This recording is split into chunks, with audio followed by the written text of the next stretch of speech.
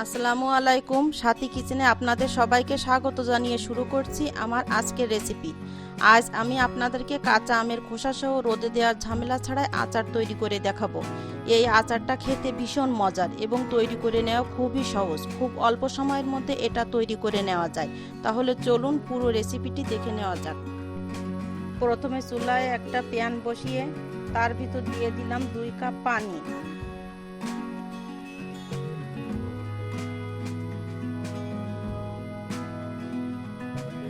আমি এখানে আধা কেজি আম এভাবে কেটে নিয়েছি। দেখুন আমটাকে কিন্তু এভাবে কাটতে হবে, তাহলে মশলাটা ভিতরে ভালো ঢুকবে। এবার আমগুলো পানির ভিতর দিয়ে দিলাম।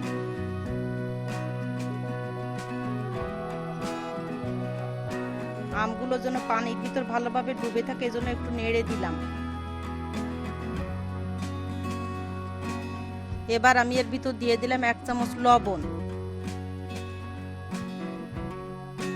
লবণটা একটু নেড়ে চেড়ে 2 মিনিটের মতো জাল করে নিব,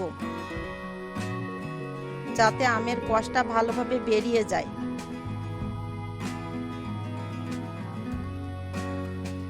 এবার আমগুলো একটা ঝাঁঝরির সাহায্যে উঠিয়ে নিতে হবে। আমগুলো উঠিয়ে একটা স্ট্রেনারের ভিতরে রাখলাম, যাতে এক্সট্রা পানিটা বেরিয়ে যায়। এ পর্যায়ে আমগুলো টিস্যু বিছিয়ে তার উপর রাখতে হবে।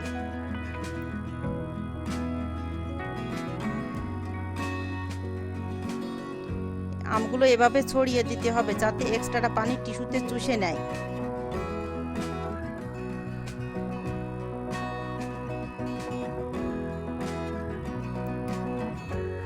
এবং একটা টিস্যু দিয়ে এভাবে মুছে নিতে হবে। আধা ঘন্টা ফ্যানের বাতাসে রাখবেন। রোদের ব্যবস্থা থাকলে আপনারা 15-20 মিনিটের জন্য রোদেও দিয়ে দিতে পারেন। এবার আচারের জন্য আমি মশলাটা তৈরি করে নেব।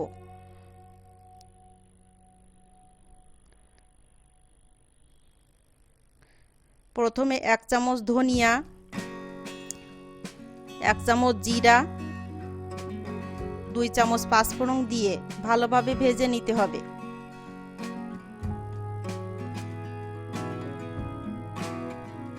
একটা সুন্দর স্মেল আসা পর্যন্ত এগুলো ভেজে নিতে হবে।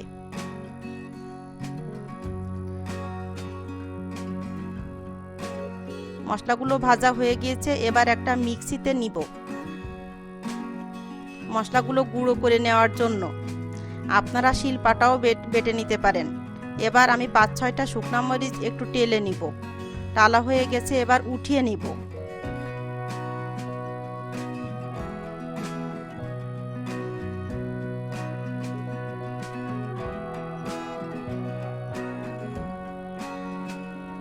এবার আমি আচারটা তৈরি করে নিব। প্রথমে একটা প্যানের ভিতর 1 কাপ সরিষার তেল দিয়ে দিব।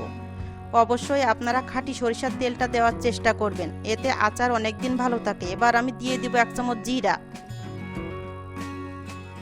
1 চামচ পাঁচফোড়ন, 3টা শুকনা মরিচ এভাবে মাঝখান থেকে ভেঙে দিতে হবে।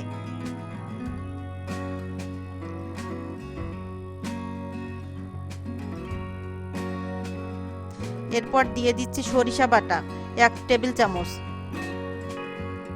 এবং আদা রসুন বাটা 1 টেবিল চামচ। এবার আমি এগুলোকে ভালোভাবে মিশিয়ে নিব। আমি সরিষা বাটার সময় ভিনেগার দিয়ে বেটেছি, যাতে আচারটা দীর্ঘদিন ভালো থাকে। 2 মিনিট ভাজার পর এর ভিতর দিয়ে দিব 1/4 কাপ চিনি। চিনিটা দেওয়ার পর ভালোভাবে মিশিয়ে নিব।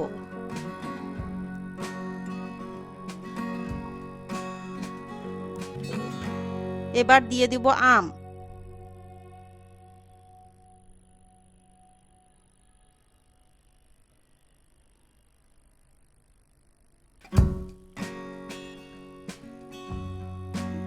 আমগুলো দিয়ে ভালোভাবে কষিয়ে নিতে হবে।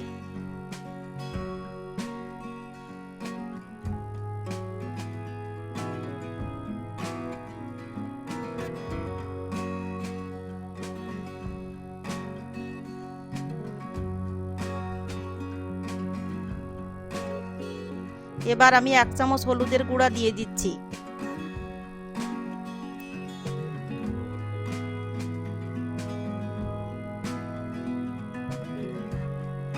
আর সেই মশলাটা গুঁড়ো করে নিয়েছিলাম তার অর্ধেকটা আমি এখন দিয়ে দিব, বাকি অর্ধেক আমি শেষে ব্যবহার করব।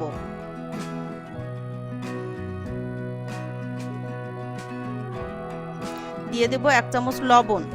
লবণটা একটু বুঝে দিতে হবে, আমি সিদ্ধ করার সময় একবার লবণ দিয়েছি। এবার আমি দিয়ে দিব সেই টালা শুকনা মরিচ গুঁড়া করে নিয়েছি সেটা। এ পর্যায়ে আমি অ্যাড করছি কিছুটা আস্ত রসুনের কোয়া, এটা অপশনাল, এটা আপনারা নাও দিতে পারেন। এবার নেড়ে চেড়ে আর একটু কষিয়ে নিব।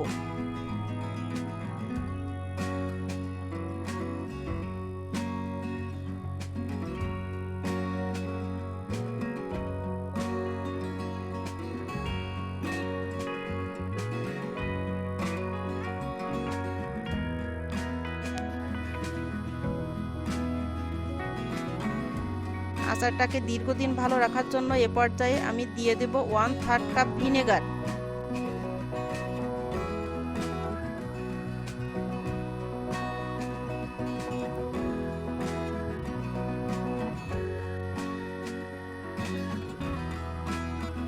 এবার নেড়ে চেড়ে মিশিয়ে নেব।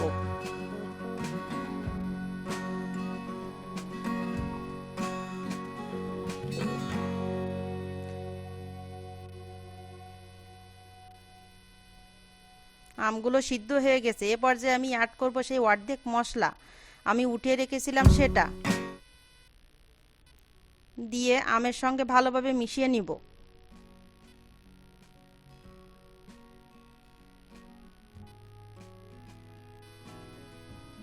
আমার আমের আচার রেডি।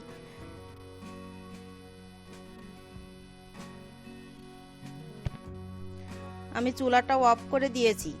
আমার ভিডিওটি যদি আপনাদের ভালো লেগে থাকে তবে একটা লাইক দিবেন, সুন্দর একটা কমেন্ট করবেন, আমার চ্যানেলটি সাবস্ক্রাইব করে আমার পাশে থাকবেন। আমি আচারগুলো এবার পরিবেশন করছি। দেখুন আমার আচারটা কত সুন্দর হয়েছে, এটা আপনারা বছর জুড়ে সংরক্ষণ করতে পারবেন।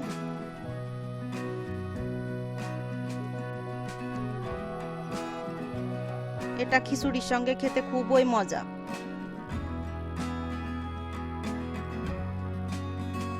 এতক্ষণ আমার ভিডিওটি দেখার জন্য ধন্যবাদ। আল্লাহ হাফেজ। আসসালামু আলাইকুম।